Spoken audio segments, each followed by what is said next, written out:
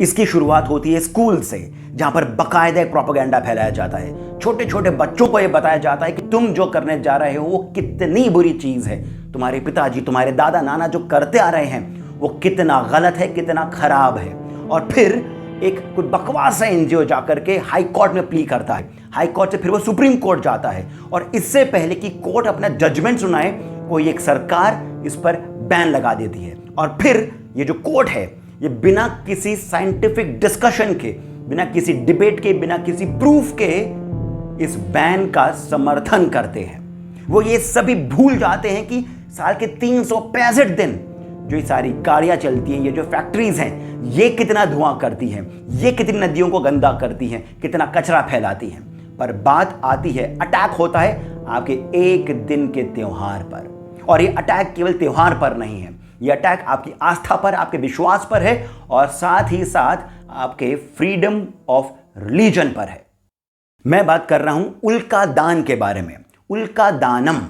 अब आपको लगेगा कि ये कब सुप्रीम कोर्ट ने बैन कर दिया, इसके बारे में कब हमारे स्कूल में प्रोपेगेंडा हुआ है। और इसी कारण मैं अब आपको यह कह रहा हूं कि शायद इस वीडियो को देखने के बाद में आपको थोड़ी सी शर्म भी आएगी, पर उससे कहीं ज्यादा गर्व भी होगा।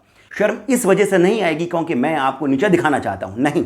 शर्म इस कारण आएगी क्योंकि आपको खुद को लगेगा कि आपने अपनी ही आस्था के ऊपर कैसे क्वेश्चन मार्क उठा लिया, आपने अपने पूर्वजों के ऊपर, अपनी सनातन संस्कृति के ऊपर, परंपरा पर कैसे आपने क्वेश्चन मार्क उठा लिया, और भी किसके कहने पर?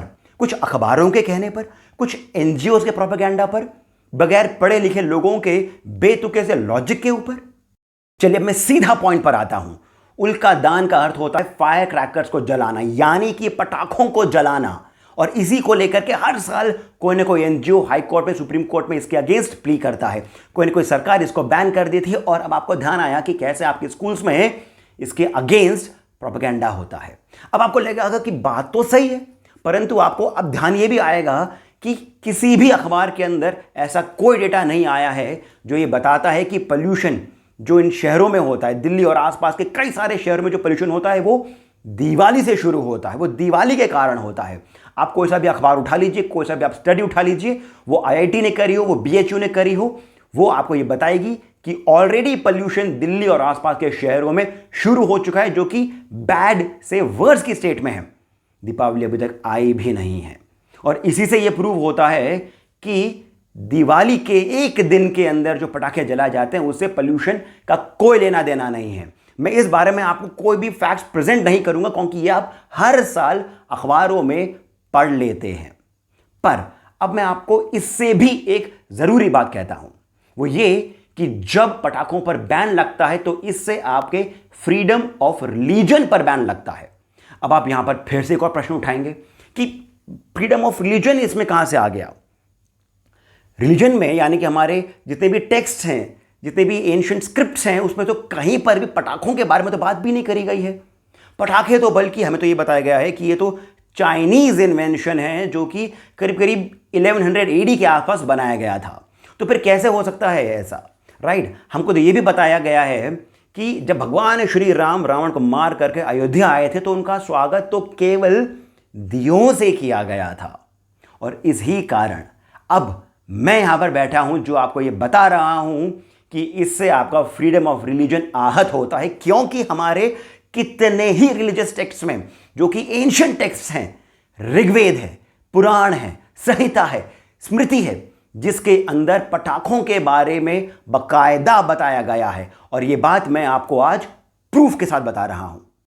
स्कंद पुराण के वैष्णव खंड के कार्तिक महात्म्य में कितने ही प्रकार के दान के बारे में बताया गया है। वो दीप दान हो, वस्त्र दान हो, वो अन्न दान हो, या फिर वो उल्का दान ही क्यों ना हो। उल्का दान के बारे में ये बताया गया है कि आप अपने हाथों में उल्का को लेकर के उल्का दान करते हुए अपने पितरों के लिए मार्ग प्रशस्त करिए, क्योंकि जब सूर्य तुला राशि में आता है तब कार्तिक का मास आता है, और उसी की अमावस्या के दिन पितृ धरती पर आते हैं और आकर के आपको आशीर्वाद देते हैं। और ये दान करके आप अपने पितरों को भी और अधिक सुदृढ़ करते हैं ताकि उनका स्वयं का मार्ग प्रशस्त हो। ऐसा स्कंद पुराण में लिखा है। और स्कंद पुराण के बारे में यदि आप विकिपीडिया पर भी पढ़ लें तब ये कहा गया है कि इसका ओल्डेस्ट टेक्स्ट 8th सेंचुरी का है, यानी कि कितने वर्ष पहले, जब हमको ये बताया गया है कि चाइनीज लोगों ने फायर क्रैकर्स का या फिर गन पाउडर का इन्वेंशन किया था। इसी पुराण में ये तक कहा गया है कि ये जो आप अपने हाथ में उल्का पकड़े हों, इसे आप किस प्रकार घुमाएं, और ये भी बताया गया है कि इसमें से स्पार्कल्स बहुत अच्छे से आने चाहिए, बहुत ब्राइट आने चाहिए। अब हम चलते हैं बृहद संहिता में, जिसमें उल्का के बारे में यानी मीटियोर के बारे में बहुत डिटेल में बताया गया है कि किस किस शेप के होते हैं, कितने साइज के होते हैं, किस किस रंग के होते हैं, कहाँ कहाँ गिरने से क्या क्या होता है। और तब आप ये बात समझ सकेंगे कि हमारी जो फुलझड़ी होती है ये उस ही मीटियोर के शेप में होती है, और उस ही के बारे में स्कंद पुराण में भी पूरी डिटेल में बताया गया है।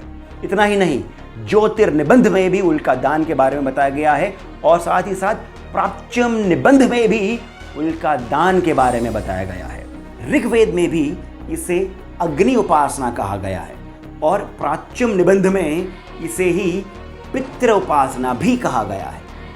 परंतु आप अब भी मेरी बात पर विश्वास क्यों करेंगे?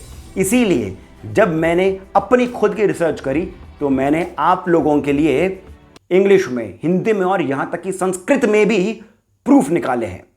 आइए देखिए।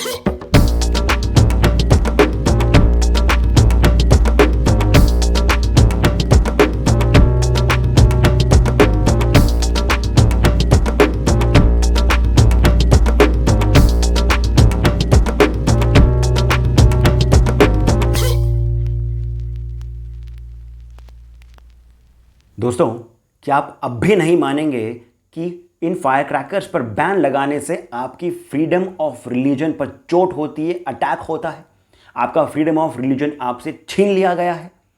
जब सुप्रीम कोर्ट में, हाई कोर्ट में खुली बहस होती है हिजाब के ऊपर, जब हिजाब को एक कंपल्सरी रिचुअल बताया गया है, तो फिर हमारे इस पुराण में, इन संहिताओं में, इन स्मृतियों में जब ये कहा गया है कि उल्का दान, ये फायर क्रैकर को जलाना एक कंपल्सरी एक्ट है, तो फिर इसके बारे में खुली बहस हाई कोर्ट में, सुप्रीम कोर्ट में, सरकार में, एनजीओज में क्यों नहीं होती है?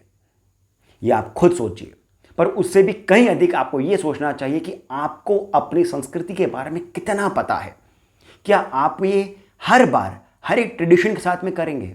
वो करवा चौथ हो या फिर वो दीपावली हो, आप घर में जो दिए जला रहे हैं ना, वो भी इसी कारण जला रहे हैं क्योंकि अभी तक उसके ऊपर किसी एनजीओ ने हाई कोर्ट में कोई प्ली नहीं करी है।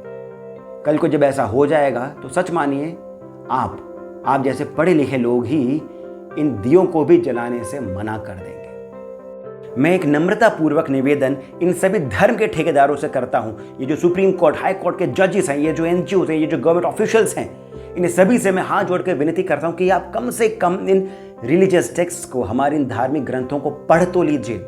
माने नहीं माने वो आपकी बात है, परंतु जब कॉन्स्टिट्यूशन के अंदर फ्रीडम ऑफ रिलीजन दिया गया है तो कम से कम कॉन्स्टिट्यूशन के नाते ही आप इनको पढ़िए।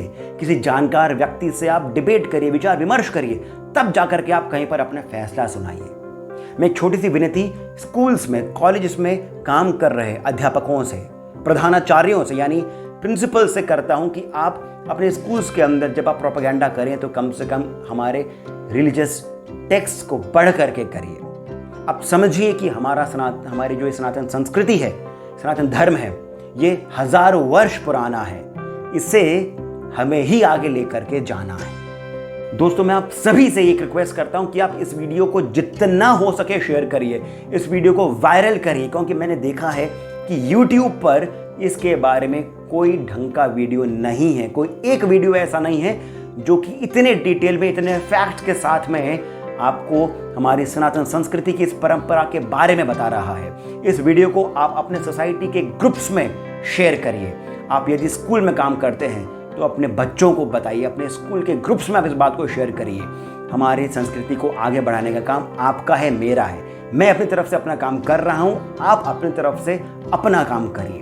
और साथ ही साथ मैं आपसे एक और विनती करता हूं कि आप हमें अपना श्री सहयोग भी दें।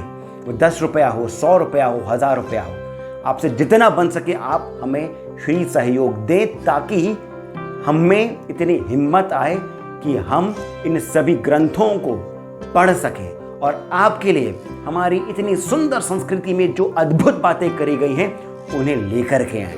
अन्यथा मोटिवेशन समाप्त हो जाता है, अन्यथा वो ऊर्जा नहीं रहती है कि हम इतने मोटे मोटे टेक्स्ट को पढ़ें, इनको समझें, इसमें समय व्यतीत करें।